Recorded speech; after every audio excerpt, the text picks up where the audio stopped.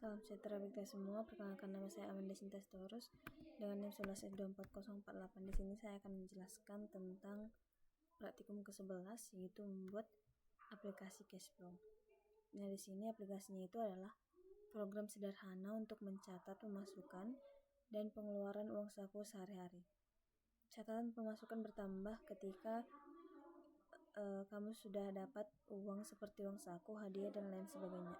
Untuk catatan pengeluaran ini bertambah ketika kamu mengeluarkan uang belanja, bayar tagihan, dan lain sebagainya. Lalu semua catatan pemasukan ini akan dapat kita lihat untuk mengetahui nominal keseluruhan ataupun masing-masing pencatatan pemasukan dan pengeluaran.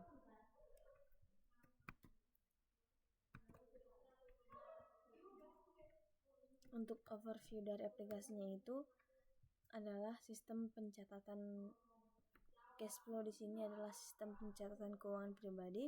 Yang kedua itu tracking pemasukan antara inflow dan pengeluaran atau outflow. Lalu ada kategorisasi transaksi otomatis, lalu ada dashboard laporan keuangan yang bersifat real time. Untuk peran utamanya itu ada 3, yaitu membantu user mengelola keuangan, kedua memberikan insight pola pengeluaran, dan yang terakhir mencatat bukti transaksi. Arsitektur dari aplikasinya itu, untuk tampilan web dasarnya itu ada layer presentasi, yaitu cashflow home view.java dan time leaf templates. Lalu yang selanjutnya untuk REST API endpoint itu adalah layer dari si controller.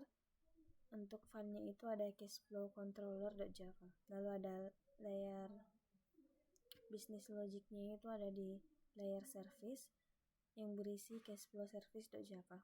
Lalu ada database operation, yang di sini database operation itu adalah layer repository yang berisi cashflow repository.java.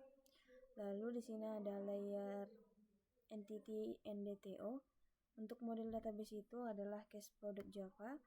Untuk form inputnya itu adalah cashflow form.java. Yang selanjutnya file upload itu adalah cover cashflow form.java. Nah, di sini ada entity. Yang pertama itu ada cashflow.java. Untuk peran utamanya itu adalah model data dari si database-nya. Nah, di sini ada entity, table name, cashflow. Untuk private ID ini adalah primary key. Untuk yang ini user ID adalah pemilik data. Untuk string type itu adalah inflow atau outflow. Lalu ada string source, sumber dari transaksinya. Lalu ada string label, kategori. Lalu ada long amount, nominal uang. Lalu ada string description yang merupakan keterangan. Lalu ada string cover, file bukti, dan local date time, create add yang bersifat auto generate. Lalu ada local date time, update add yang bersifat auto update. Nah, di sini menggunakan tipe data private. Untuk fungsinya itu adalah mapping tabel database cashflow, lalu auto generate timestamp, lalu menyimpan semua data transaksi. Selanjutnya ada DTO. Yang di dalam DTO ini ada cashflow from.java. Untuk perannya itu adalah data transfer objek untuk from input. Nah, di sini ada tipe data yang bersifat private. Untuk string type sama juga seperti tadi, bersifat yang isinya itu inflow atau outflow. Lalu ada source, transaksi, kategori, nominal, deskripsi, konfirmasi. Nah, di sini ada yang baru yaitu string confirm source, yaitu konfirmasi penghapusan. Fungsinya itu adalah untuk menangkap data dari form HTML. Lalu yang kedua, validasi input user. Yang ketiga, konfirmasi untuk operasi delete. Lalu dalam DTO juga ada cover cashflow from.java. Yang perannya itu adalah handle file upload untuk bukti transaksi. Nah, di sini ada private yang baru yaitu multi-part file, cover file yang berisi file gambar. Lalu yang selanjutnya di sini ada metode validasi yang bersifat boolean apakah boolean itu empty, lalu boolean is valid image, boolean is size valid, long max size. Di sini kita dapat memasukkan maksimum size dari si booleannya. Lalu untuk fungsinya dari si cover cashflow from.java ini adalah validasi tipe file, apakah itu JPEG, PNG, GIF, WebP, dan lain sebagainya. Lalu ada validasi ukuran file, dan yang terakhir untuk handle upload gambar bukti transaksi. Lalu di sini ada repository yang berisi cashflow repository.java. Untuk perannya itu merupakan interface untuk database operation. Nah, di sini ada potongan kode dari si cashflow repository.java-nya.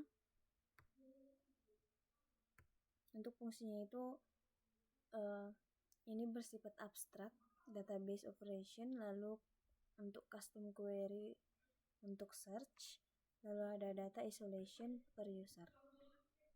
Lalu yang selanjutnya ada service. Yang dalam service itu ada cashflow service.java. Peran utamanya itu adalah business logic dari si layernya. Fungsinya itu untuk mengimplementasikan business rulers, lalu validasi data, dan yang terakhir untuk koordinasi dengan repository. Lalu ada controller, yang dalam controller ini ada cashflow controller.java. Untuk perannya itu adalah REST IP endpoints. Fungsinya itu adalah untuk ngehandle HTTP request, lalu validasi input dan return standard size response. Lalu ada view yang berisi cashflow home view.java. Untuk peran utamanya itu adalah web interface controller. Nah, di sini ada potongan kode dari si cashflow home view.java-nya. Add controller, add request mapping, cashflow. Lalu ada di sini public string index model. Yang pertama itu untuk cek authentication, lalu ada get user data, lalu calculation financial summary, lalu yang terakhir return template dengan data. Untuk fungsinya itu adalah render HTML page, lalu calculate dashboard summary, yang terakhir handle web navigation. Lalu di sini ada application main yang berisi yang dengan nama file-nya itu disimpan dengan application.java. Perannya itu adalah Spring Boot entry point. Add Spring Boot application, public class application, public static void main, string ARJS, Spring application run, application class ARJS. Untuk fungsinya itu adalah startup Spring Boot application. Yang kedua untuk auto configuration, dan selanjutnya adalah component scanning. Lalu ada authentication and security. Peran utamanya itu adalah outContext.java. Di sini ada beberapa potongan kodenya itu validasi di setiap controller method. If outContext is authenticate, di sini respon akan mengembalikan respon entity berstatus 403. Lalu ada user auto user sama dengan auto context get out user. Fungsinya itu adalah untuk user session management, lalu authorization check, lalu untuk data isolation, yang di sini data isolation-nya itu adalah hanya user yang bisa akses datanya sendiri. Untuk demo flow-nya itu yang pertama kita akan login. Di sini peran authentication check, yang kedua create transaction, Di sini yang berperan adalah form validation and save. Lalu ada search yang berperan itu multi-file search functionality. Lalu ada dash yang selanjutnya. Tahapan yang keempat itu adalah dashboard yang berperan itu financial summary calculation. Yang kelima file upload yang berperan itu adalah image yang dilakukan di sini adalah image validation and storage. Lalu yang terakhir update atau delete, ini adalah data modification flow. Untuk kesimpulan dari proyeknya ini, untuk aplikasi ini, arsitekturnya itu solid. Kelebihan dari desainnya itu adalah separation of concern. Dari setiap layer punya tanggung jawab yang jelas. Lalu ada maintainability yang mudah dimodifikasi dan di-extend. Lalu ada testability, comprehensive test coverage. Lalu ada security, authentication, and data isolation. Lalu ada scalability, yaitu modular arsitektur. Lalu untuk business value-nya itu adalah user friendly, financial management, data driven decision making, dan time saving automation. Nah di sini ketika kita sudah menjalankan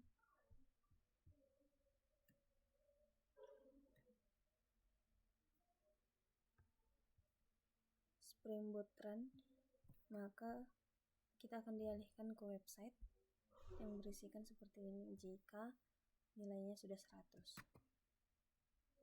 Lalu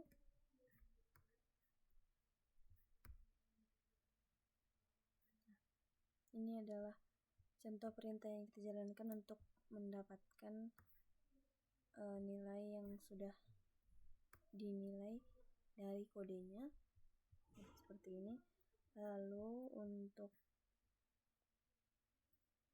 login dari sini itu kita dapat memencet nanti localhost 80.